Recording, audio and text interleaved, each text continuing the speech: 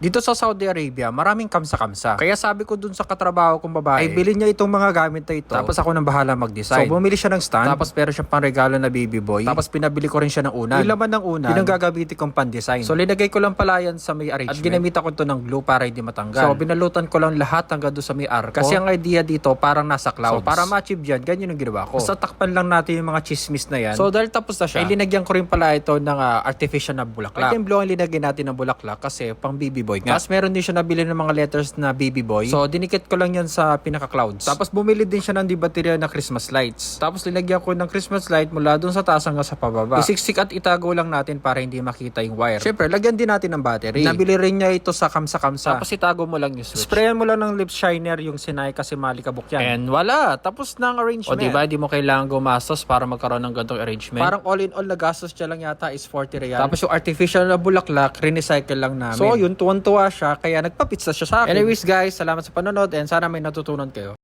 Janjaranan! Shoutout! Maraming salamat sa mga nag-share ng recent video ko. At kung gusto mo mapasama sa shoutout, i-share mo na ang video na ito. And for more nakakatuwa at nakaka-goodbye sa videos, please like, comment, and follow my Facebook page. Kita kits!